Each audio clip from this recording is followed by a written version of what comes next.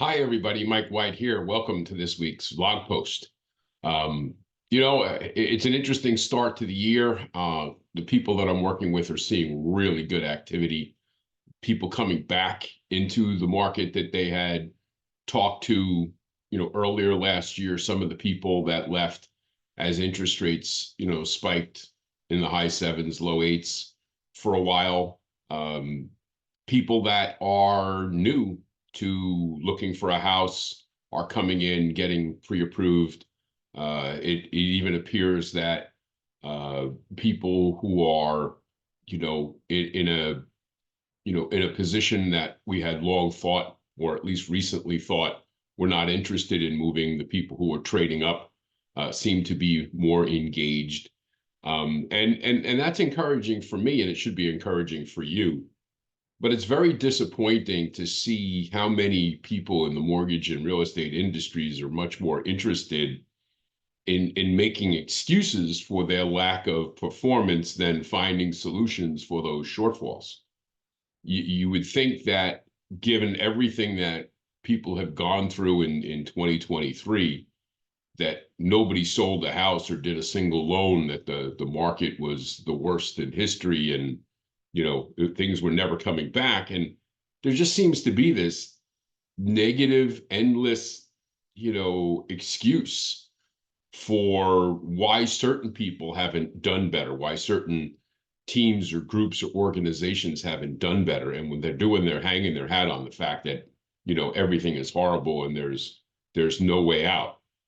And I'm not exactly sure why this is true. Maybe because it's probably easier to make an excuse for why you're not succeeding than it is to actually face the truth and find solutions for why you're not doing what you wanted to do. And I'm, sitting here saying that there are people who are out there succeeding, and I know this because I talk to them on a regular basis. And I also know, while the final numbers are not in, I think next week we'll get the final housing numbers for 2023. Given where we were tracking and what's been happening, we're going to fall somewhere between 5 and 6 million, sales between resales and new construction. We're going to be between 5 and 6 million units in 2023. And while that's not the greatest of all time, certainly not the best in the last 20 years, it's far from the worst either. And so you kind of have to look at this and figure out, are these people, looking at data, they're looking at the information, are they understanding where, things are in relationship to other things? I know it with most of the mortgage people I work with, there are a lot of people who sat there when rates went higher and said, oh, we're never going to do any more business because rates went higher. And, that's crap. There are people out in the mortgage industry who did better overall production in 2023 than they did in 2022. And it's not like that. It's a fluke. It's a reality. And I'm sure the same holds true in real estate as well. But what drives me really crazy is that there are people who are in a position, either leading teams or leading branches or leading organizations. And I just saw this, and it just drove me crazy. I saw a manager that said, well, 2024 can be a really good year if we just get some inventory. Well, that's wrong on so many different levels. It's hard to wrap my mind around. And I asked the question, and we've talked about inventory for years and years and years with people. Oh, there's no inventory. No, they have not bulldozed down all the houses. And yes, people are actually buying houses. 5 to 6 million of them happened last year.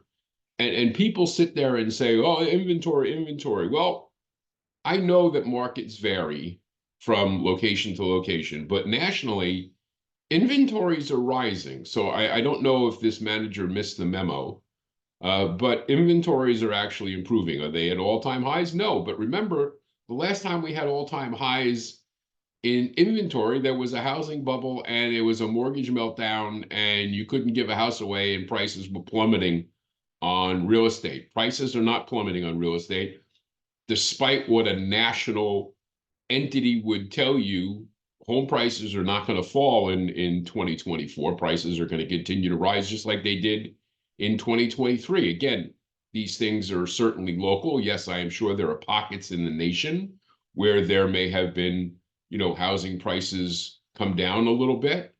But the reality behind saying, well, nationally, we're a national organization and blah, blah, blah, and prices are going to come down in 2024. Well, no, they're not.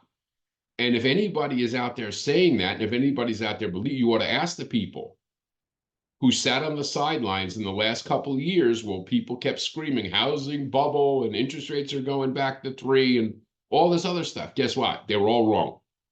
And those people have lost tens of thousands, maybe hundreds of thousands of dollars.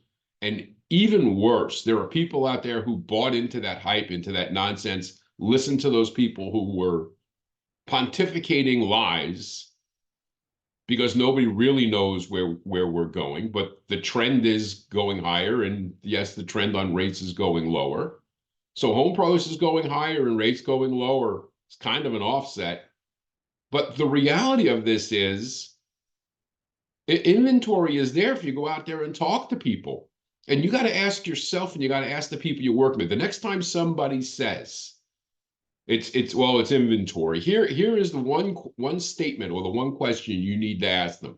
And we have to challenge everybody on this, whether you see it in print, whether you see it on social media, wherever you see it. If somebody says a word about inventory, here's your response. What are the 5 things you're doing every day to help generate the inventory that you think we need for you to succeed?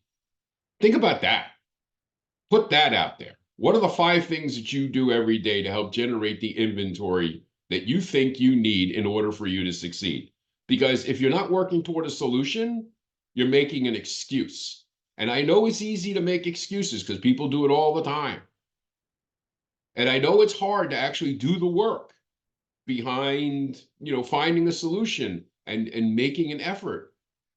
But the reality of it is if you're going to sit back and hope, we all know hope is not a strategy for success.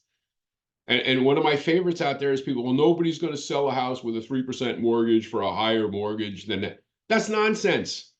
Millions of people last year sold houses that had 4% or lower mortgages on them, or refinanced houses that had 4% or lower mortgages on them to take advantage of either buying that next house, moving to that next place, changing their situation, whatever the case may be. And those who refinance, they're not stupid. Many of those people refinance because total monthly cash flow improved. Getting rid of a 3% mortgage for a 6 or 7 or 8% mortgage in their circumstances to pay off debt or do what they needed to do ended up being better for them from a cash flow situation than it was sitting on that 3% mortgage. So please, let's stop talking nonsense. Yes, are people reluctant? Would they like to hang on? Yeah, sure they would. But it's not stopping business from happening. It's not. It's stopping some business from happening. And to hear the nonsense about the number of people who left the mortgage industry and have left the real estate industry, well, good. Then you have less competition. There's more deals for you to do. It just put it to you mildly. And let's be honest, the people who are licensed mortgage originators and people who are licensed realtors, not everybody that has a license does that as their job or does much of it. Because let's be honest, vast majority of people who are in the mortgage and real estate industry don't do very much business, if they do any business at all. That's not the people who we're reaching out to. I'm talking about the full-time mortgage people, the full-time realtors, the people who are doing this on a full-time basis to support their families and to build a practice. Those realtors doing 25 to 50 or more transactions a year, those mortgage professionals who are doing 75, 100, 150 or more transactions a year, those are the people I'm reaching out to. Don't buy into the nonsense because your business in 2024 should actually improve. Now, if you need help with finding solutions, if you need help with finding that path or making the adjustments or knowing where to look, I'm here. Mike, improvemytom.com. Reach out, let's talk, and let's move forward. Take care.